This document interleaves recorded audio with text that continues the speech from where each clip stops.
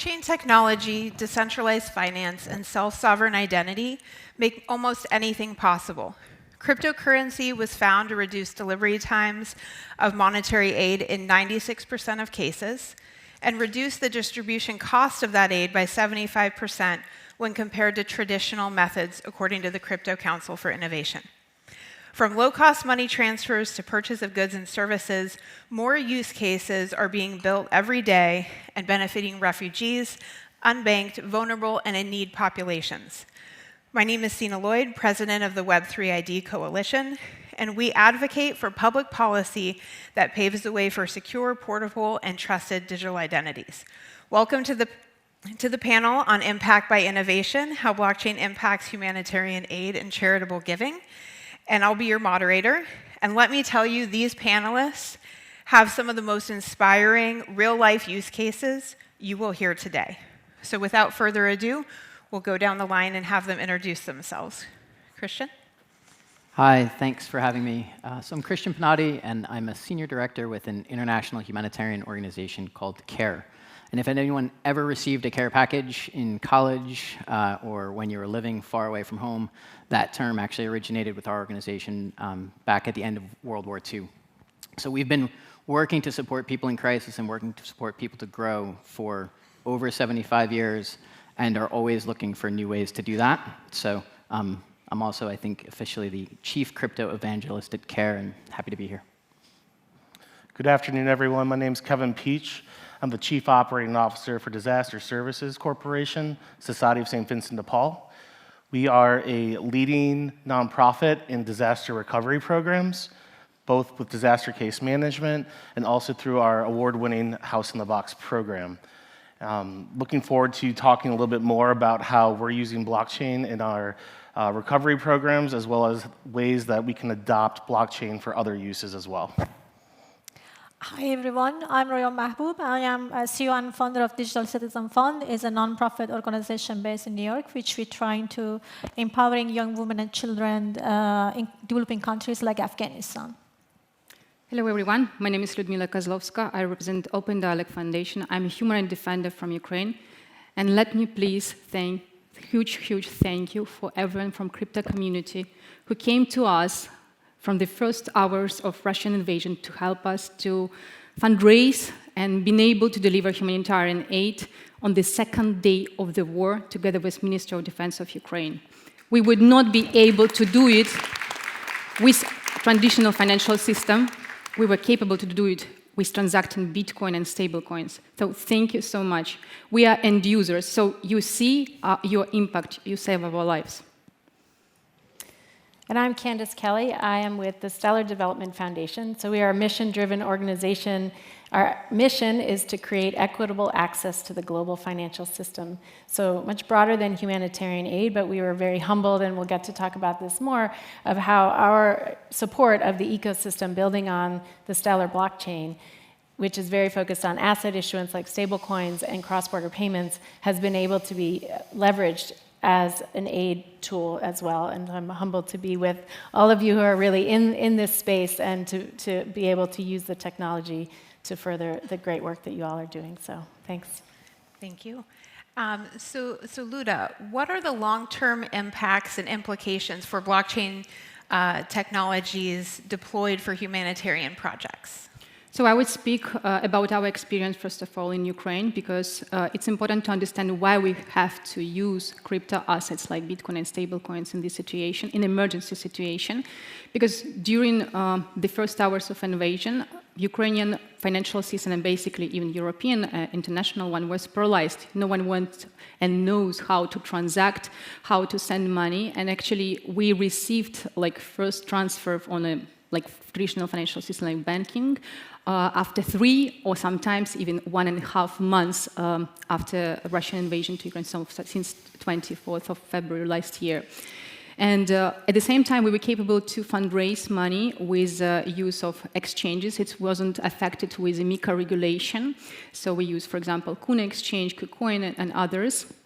And of course, we are grateful. Thank you so much, all of our colleagues from Blockchain of Ukraine, who make us capable to fundraise and basically transfer funds, from fiat to basically Bitcoin, and then being able to buy protective equipment, medical stuff. So if you see on this scheme, you would not be able in the long term anymore to use it, because if we don't work with regulators and we don't explain them that crypto assets shouldn't be regulated in the same way as, for example, traditional financial system, or traditional financial system has to allow such people like us to fundraise, not to be deprived the right to have an account in the crypto exchanges or banking, then long term we see huge troubles because of regulation. So this is the reason why we work with, for example, members of European Parliament, European Commission, explaining them that, guys, please, you know that we are doing important work. Please allow us to give us some remedies when we explain that we are these faces of your false positives. We want to be legitimate. We want to use legitimate both crypto assets and traditional financial systems, and please try to find solutions. So in long term, I think we have solution only if we have both cooperation from crypto community, but also end users and regulators. Awesome. Candace, can you elaborate on what Stellar Development Foundation does in that regard, and what your look at the long term looks like? Absolutely. So first I'll just explain the solution that we've been working on with the UNHCR, the United Nations High Commission for Refugees. And so when the war broke out, the UN reached out to us, and together with the Stellar Development Foundation, creating a bulk disbursement tool for crypto assets, and specifically for USDC's, Circle's USDC, which is a fiat-backed, dollar-backed stablecoin. That the UN is able to disperse almost instantaneously aid to folks in Ukraine who've been displaced anywhere where they are, where they have their phone. And when I learn about how difficult it is to actually get physical cash, and the timing and just the difficulties of doing that, and then listening to, through this pilot, there were people who were literally sitting in a bunker, and they received their USDC on their phone. And then, because sometimes it's hard to use USDC, there's a relationship with MoneyGram, and if they can go to a MoneyGram agent, they can cash out in local Hivernia. If they eventually leave Ukraine and end up in any other country where there's a MoneyGram agent, they can cash out in that local currency. And then in Ukraine, because there is we spend a lot of time in our more general work with the unbanked. There's many people are banked, and so MoneyGram can also help do an ACH wire transfer and not have to have people go find a MoneyGram agent. So the speed, the efficiency, the transparency, and I think that's another really important piece of it. With donor populations, they really want to know, did my donation get where it was supposed to go? There's an immutable, transparent ledger that can be used to show exactly that. And so that's the other. So it's powerful both for the user, the end recipients, as well as for the donor organizations. Awesome. And then Christian, CARE is working in other areas of the world as well. Can you talk about some of that? Yeah, happy to. And so I think they're amazing kind of case examples, and just really love the chance to be on the stage with folks who are doing so much work in this space. I can say for CARE, we've done a couple of things to date, and we're sort of looking at what does that mean for the future.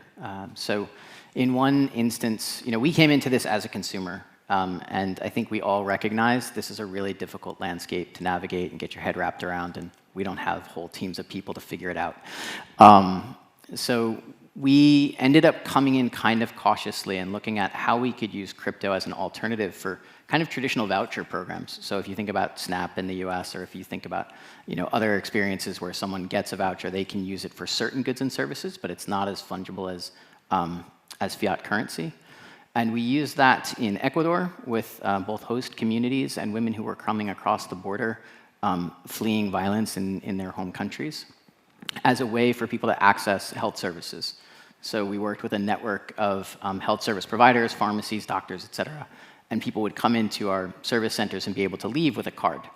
And so for the customer, it was perfect because they didn't need to understand anything about anything we're talking about today. They came in, they got a card, they went to the vendor, they got the service they need. For our operations, it was much faster and easier to track once we figured it out. So those were some of the values there.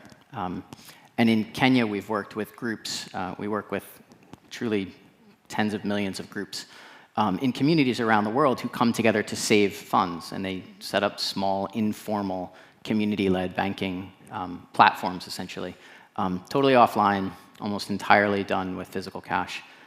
But we actually onboarded a bunch of those groups to a crypto ecosystem in collaboration with Binance, and used, at a group level, introduced a crypto wallet, and then did cash transfers directly to those groups, which they were able to invest in group enterprises as part of how they were responding to COVID-19. And so in both those instances, that really worked quite well for us. We work in 110 countries around the world. We serve 2 million people every year in humanitarian, sort of emergency response situations. And so as we start to think about how these tools, how things like self-sovereign identity, crypto wallets, stablecoins are sort of critical to that. And I think the kinds of on and off ramps that the Stellar Foundation and others are building are sort of key pieces to a puzzle for us that allows us to get resources to anyone, anywhere, super efficiently in a way that they can control even if they're moving. Thank you. So Kevin, with what you're doing here in the United States, can you tell us about what the short-term steps that you're taking to get to that long-term future are? Yeah, so the ultimate goal is to achieve a higher level of national resiliency. It's not going to happen overnight. It's a trust thing. It's a technological advance thing. And ultimately, it's a public-private partnership thing. Not one sector can do this alone. We've been extremely fortunate to have both the government side as well as private companies come to the table. We built our survivor wallet on the Algorand blockchain. It's net carbon neutral, quick, it's affordable. We also have Amazon that has opened up their APIs to our app so that we can make real changes in real time based on the need that we see on the ground.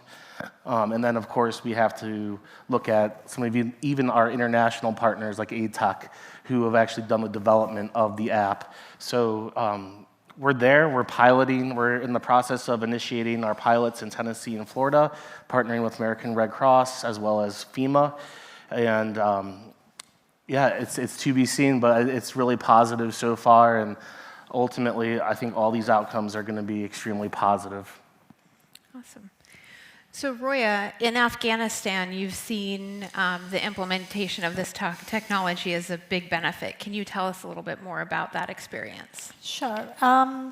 In 2013, we built up a platform which allowed the women to writing blogs and creating creative ideas, but they can get paid based on their thought. But there was an issue, inability to paying these thousands of women that they were across of Afghanistan, and some of them were in Pakistan, because many of these women didn't have bank account.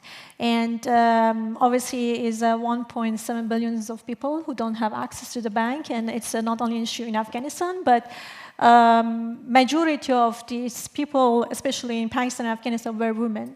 And it's not only that they don't have an ID or because they are in a poor situation, it's also because of very conservative environment that men likes to control the finance of the women. And based on the law, obviously they can open a bank account, but they needed a family permission as well. To allow them to go to open a bank account.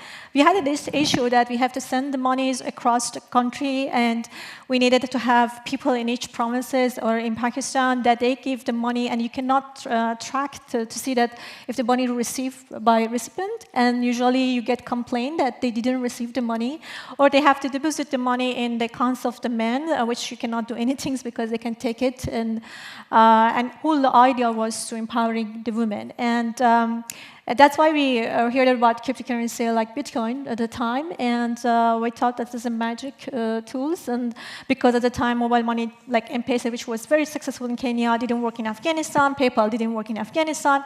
And we decided to use Bitcoin, and we built a platform which has a wallet and allow these women with push of a button, they're receiving the money that they earned. And obviously, it was at the time of 2013 that we started, but today, after the collapse of the Afghan government, Taliban took over the next day. I mean, after 15th of August of 21, Taliban took over the country, and unfortunately, banking system was collapsed, and the border were closed, and the Western Union didn't work well because they all ran out of the cash, and it was very difficult for aid organization and as well for the families that they can send the money to the country. And 1/3 of the population at the time suffered from food insecurity. They didn't have enough money to pay for their rents, and it was a very bad situation. But in new traditional banking system, when Western Union and bank didn't work well, it was cryptocurrency that remained saved. At that time, cryptocurrency provided sustainable a lifetime that helping many of these people who had the knowledge of using the technology to receiving the money. Many of the organizations that I know, they use the cryptocurrencies to send the money in Afghanistan. Even for evacuation, for the saving houses to help the women women activists to be safe. And all of this is happening by cryptocurrency at the time. And because that was the only way that you can send the money in a country that you don't trust the government and you do not trust the banking system. Thank you. So, Candace, or Christian, I'll go to you. And what would you say are the 3 keys to mass adoption of blockchain technology for humanitarian aid and charitable giving in the United States specifically? You know, we have regulations, and so can you expand on what that might look like and what we need to do to get there? Yeah, so I think on the giving side, what we've seen, and there's a woman out there named Ale, and she's really the specialist for us on this, so I'll do my best. But I think on the giving side, transparency is definitely critical, and obviously, I didn't feel great all last week when I woke up to sort of crypto headlines, and even if it was just crypto adjacent, it made it really hard to convince, kind of my own organization, never mind funders, that this was a track they'd want to take. So I do think transparency and stability and some really common sense regulations would be vital. And then streamlining on and off ramps. My example from my biggest takeaway from our work in Ecuador was the people benefiting from the technology did not understand how the technology works. None of us, well, actually in this room, plenty of people understand how PayPal works or Venmo. But I think when we can get to the point where it's really simple and obvious why you would make that choice, and the on-ramps are really clear, and the transparency benefits that might accrue to you don't require kind of specialized expertise to see that these funds went to that individual, and this was the overhead on that or whatever. I think if we can get to that space, this happens at a much larger scale. So when you mention common sense regulation, how do you think we get there? I think conversations like this, to be honest. I do think that we need to have lots of stakeholders in the conversation. I think we also need to accept, there are a lot of people who have really valuable perspectives for this conversation that don't speak the language. This is really complicated language that we've all been, experiencing today and using. And I think we need to find ways for people to come into that space and not feel intimidated and not feel like it's not really for them. And you guys are such great examples of doing that, and I'm not a great example of doing that. But I think having more consumers in the conversation is really critical, and coming together and just demystifying some of the fear that I think comes with all of that. Okay. So same question to you, Kevin, about what are the 3 keys to this mass adoption? I mean, I don't know if there's 1, 2, or 3 keys. I think it requires a whole whole community approach. There has to be a harmonization between the sectors. And to what Chris said earlier, the type of survivors and the individuals that we meet and we encounter, we're working in Tennessee and Kentucky right now, extremely rural areas. Imagine trying to pitch blockchain to someone who doesn't have a smartphone, things of that nature. So I think that it's going to take a while. I think we need to socialize this a lot better. I think we need to familiarize those different populations that aren't as familiar with blockchain as a concept, but again, ultimately, a whole community approach with that cross-sector harmonization. So how do you sell a blockchain future to someone who doesn't have a smartphone? How do you get them involved in that ecosystem? So what we're seeing in Tennessee and Kentucky right now is we're working with something called a disaster case manager. This is someone that works directly with the survivor. They help access a variety of resources, referrals, but because of that trust, and that's usually someone from that region of the country, either from that community or from an adjacent community. But the relationship is what bridges the gap more than anything.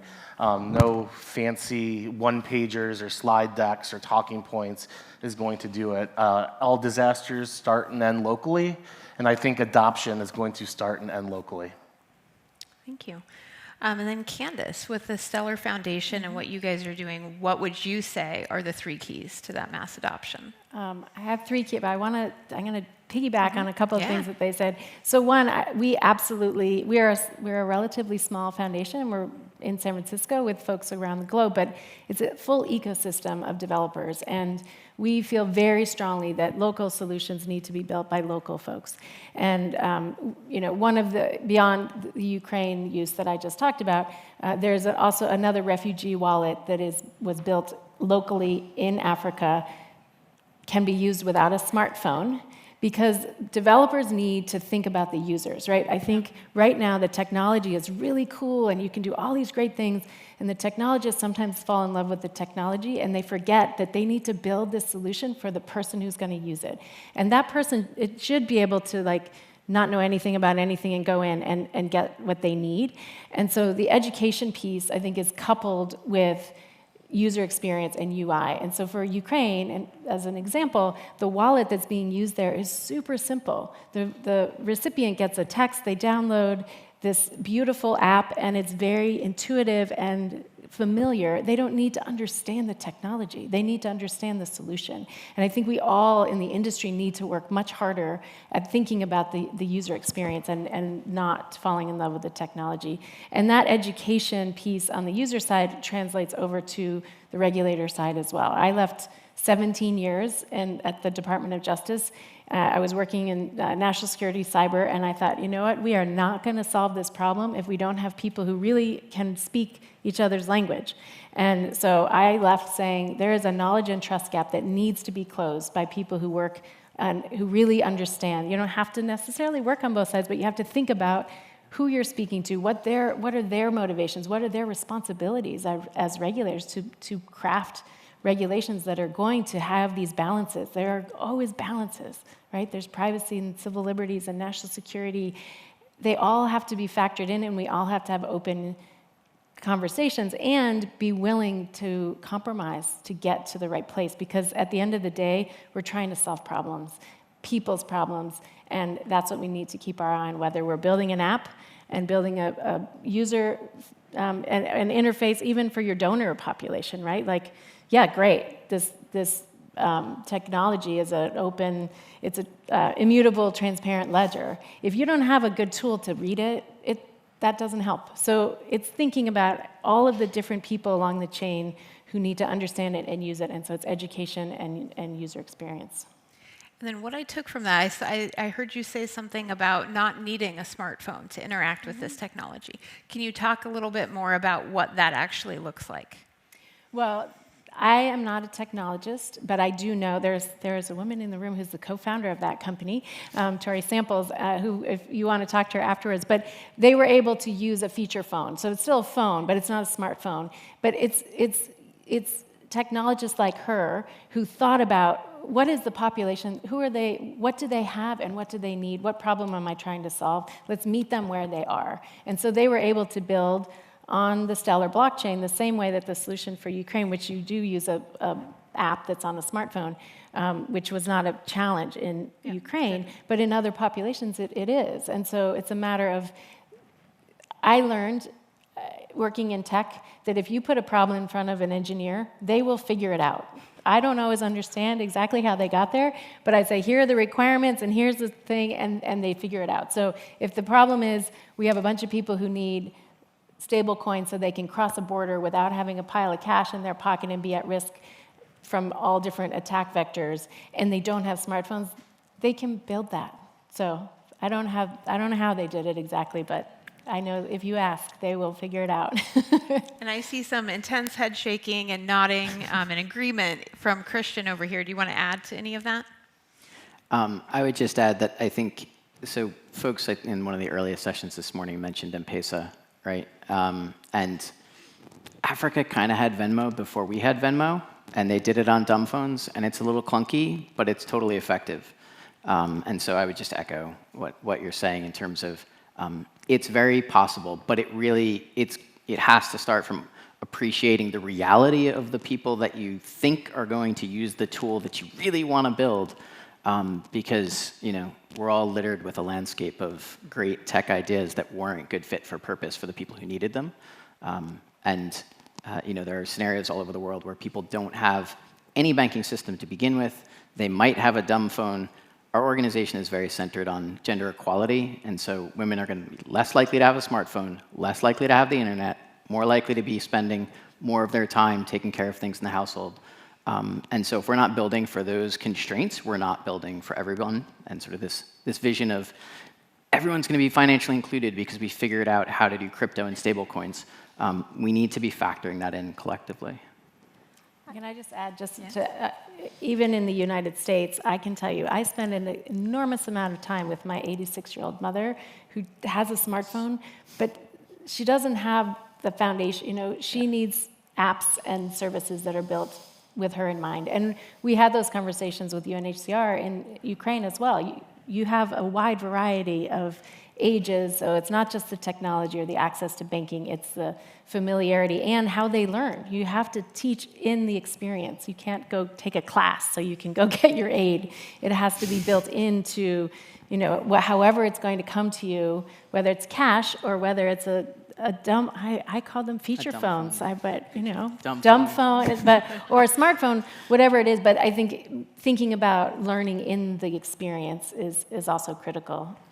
I would like to also add, obviously, everyone is sharing great response to this question, but obviously education is the key. But I also thinking that we needed to educate it from early age, because I believe that this technology is a future technology. So it's very important that we provide this training for early age in the schools, that our young future generation, they will be familiar with that. And then another thing that is very important is awareness, because for example, unfortunately, the mass media and Hollywood, I guess they kind of portrayed obviously cryptocurrencies mostly as something that is linked to criminal activities, and unfortunately, these news are mostly in the TVs. And many of the people, average people, they watch TV, and they're not all the time not like a younger generation. They go with the tech and checking everything. So they watch news. And I give an example. My father watch every time the news that says about cryptocurrency. He's calling me that, do you have still the Bitcoin? Sell it out, and it's like that. So that's why it's important that telling the stories of the people, local people, that how they're using cryptocurrency and how they're using this technology to solving the issues within their society is very important. And also it's very important that we have to not only look at the United States and Europe, which you have a democracy, you have freedom, and you have stable currencies, but we needed to think about 54% of the population that they're living under the authoritarian regime or they're living in conflict zones, and they, like for example, as in Afghanistan, you wake up and the next morning your government is collapsed. So you will face with all of this. So it's very important that we making not only provide education, and it's very important, but also create variants through local newses in local languages, so people understand that about crypto, but also know about the scam as well. That they have to be aware that because if you don't create awareness and education, people don't understand it, and if they hear that and they get excited, they might be scammed, and that's started all the stories that unfortunately affected on the reputation of the blockchain and crypto. Yep. So Luda, what barriers have you come across globally in Ukraine, for example, in implementing this technology? So I would actually join what right now said Roya, because it's extremely important how crypto assets which were used to save life were perceived by people who normally regulate our activity, who affect directly to our activities, because from one side, we had like enormous amount of like few dozens of thousands of donors from who delivered for us funds and other kind of help to support Ukraine. From other side, all of them, for the moment, can be, if upcoming regulation is going to be treated crypto assets as a tool for criminals, and this is what you normally listen in the European Parliament and European Commission when you come and you see people discussing, like people from Interpol, task force for fighting with extremism and terrorism. All of them say, Bitcoin is used first of all by criminals, and then of course we need to deliver, and we have to be capable to deliver another examples that actually it's not. That in most cases we use Bitcoins and stable coins just for saving lives and to provide humanitarian aid to protect human rights in those countries where you cannot trust to traditional banking system. And it's not only about Ukraine. In Ukraine, it's more emergency situation because there is no conflict with the state. The state in Ukraine use cryptocurrency to save lives, to buy protective equipment, weapon, because it's transacting fast and you can save life right now. But in case if we speak about countries like Kazakhstan, Uzbekistan, Belarus, Russia, we have plenty of cases because we are a coalition of activists from these countries. We try to explain regulators that we cannot proceed with a normal traditional financial system. Only in Belarus, everyone who supports Kozlovska government, the main oppositional figure and now elected president in opposition in abroad. So everyone who donated, it over 60,000 of people, all of their banking data was given to regime of Lukashenko, and all of them faced with accusation financing extremist activity. It's not happening when the representative of opposition fundraising or delivering humanitarian aid or supporting families of political prisoners or lawyers with Bitcoin and stable coins. The same situation in Russia, the same situation in Kazakhstan. In Kazakhstan, if you just put in social media any kind of request to support families of political prisoners, immediately, it's like 2-3 minutes and your bank account is going to be closed. And you cannot actually use even crypto exchanges because the same affected with the same problems as banking. So what solution we have?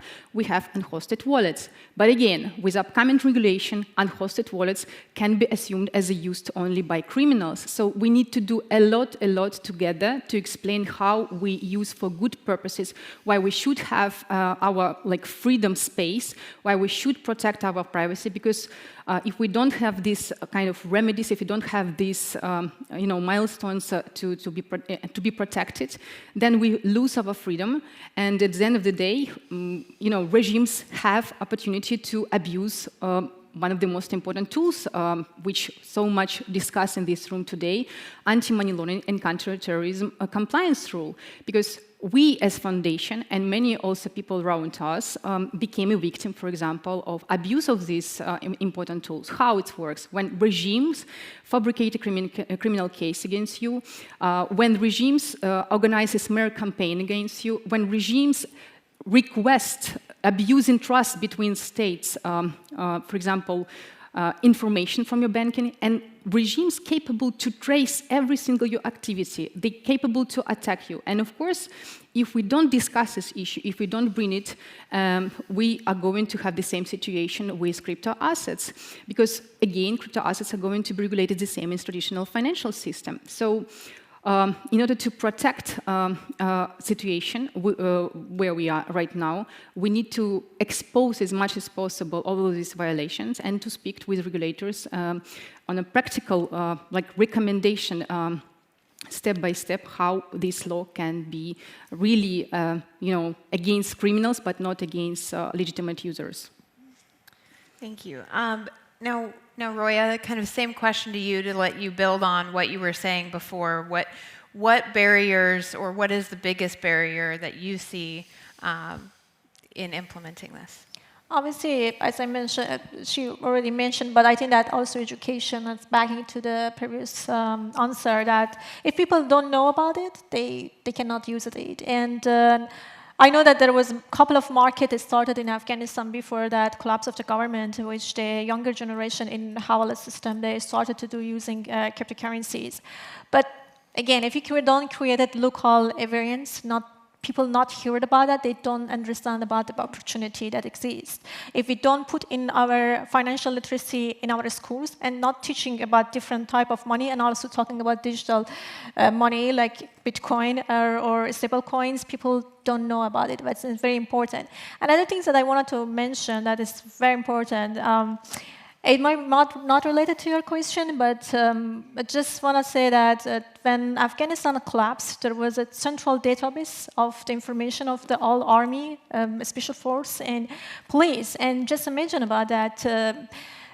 All your information, your address, phones, and all your ID and everything was in the same database. And when Taliban took over, they had access to all of this information. And we're talking about saving lives. And this database is actually built up by Western money.